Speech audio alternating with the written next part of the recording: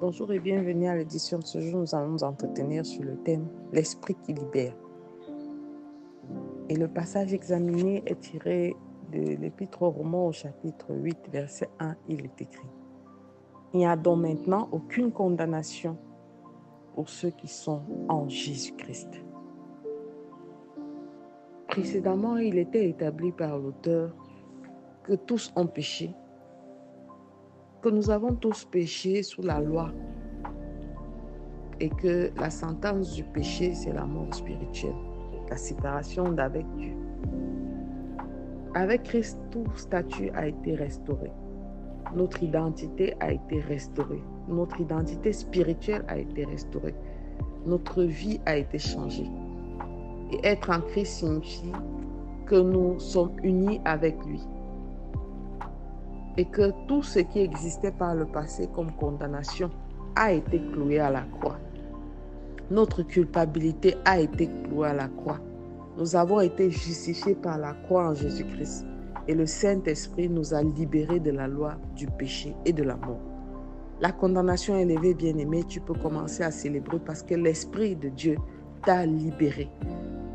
Il t'a libéré parce que Christ a porté ce qui était censé te condamner à la croix. Alors, est-ce que cette condition te libère réellement de tout? Oui. Mais la condition de cette liberté, c'est que je n'ai pas une licence pour pécher. Elle se manifeste chez ceux qui vivent et qui se laissent conduire par l'Esprit de Dieu et non par les désirs de leur chair. La condamnation a été levée. L'Esprit t'a libéré. Mais maintenant, tu n'as pas reçu le quitus pour continuer à pécher ou à te comporter n'importe comment ou d'une manière qui déshonore Dieu. Bien-aimé, j'aimerais te dire que l'Esprit libère, mais la grâce de Dieu ne supprime pas la nécessité d'une transformation intérieure. La plupart du temps, les gens croient à la condamnation, les gens croient à la malédiction, les gens ont pris plaisir à croire à ce que les œuvres des ténèbres sont fortes, parce que cette force leur a été donnée par la parole de ceux qui ne croyaient réellement pas en Dieu. Parce que si ta foi n'est pas agissante, si ta foi ne te permet pas de regarder au-dedans de toi, tu auras du mal à voir la puissance surnaturelle de Dieu dans tout ce qu'on t'a dit.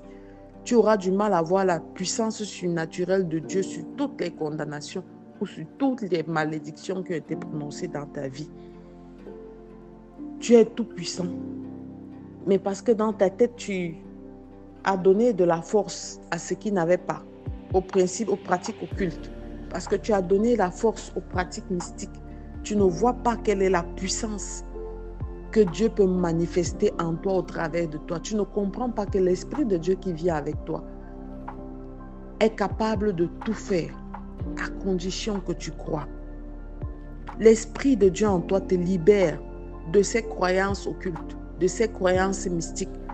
La plupart des gens dans le domaine religieux, on leur a tellement appris à croire en ce que le diable peut faire qu'ils n'ont jamais même compris quel est l'intérêt de croire en Dieu dans leur vie.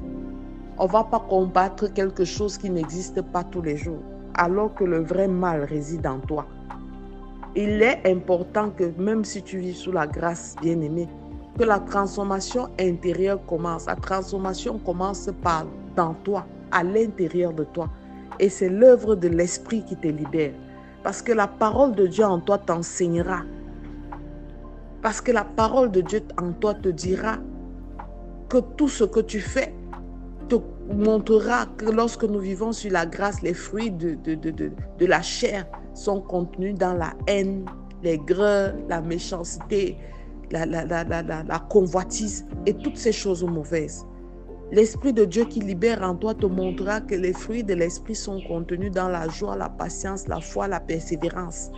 Et tu comprendras dès ce moment-là que si des choses n'arrivent pas au moment où toi tu les as attendues, ce n'est pas parce qu'il y a une condamnation entre guillemets qui agit encore quelque part contre toi, non. Le temps de retard n'est pas un retard chez Dieu. Le temps de Dieu n'est pas le temps des hommes.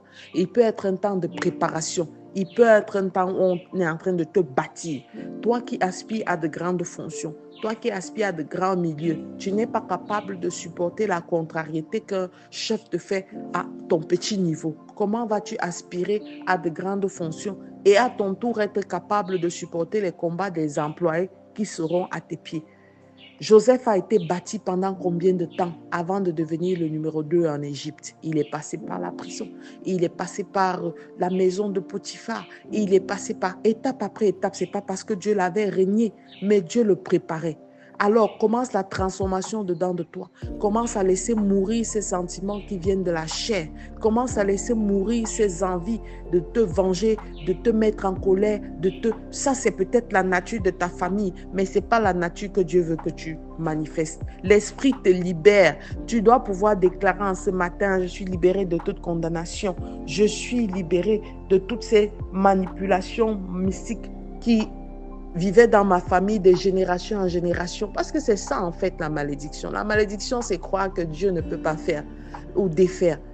On est capable de vous dire que c'est ta grand-mère qui parle en toi, mais incapable de te dire que toi, tu as un mauvais cœur, tu es méchant, il faut que tu changes. Incapable de te montrer au-dedans de toi que voilà la face cachée de tes blocages, c'est toi. Parce qu'au-dedans de toi, tu es incapable de supporter le succès de l'autre. Tu es incapable de contrôler ta colère. Alors, comment veux-tu que des portes s'ouvrent? Ah, j'espère que quelqu'un a compris. Je te recommande de faire cette prière ce matin. Père éternel, je suis fait à ton image. Je suis racheté par la foi en Christ. Et je suis un ambassadeur de Christ. Donne-moi de comprendre la libération et de laisser ta parole me transformer depuis l'intérieur, afin que je sois un témoignage vivant de ta restauration dans ce monde. Au nom de Jésus-Christ, nous avons prié. Amen, amen, amen.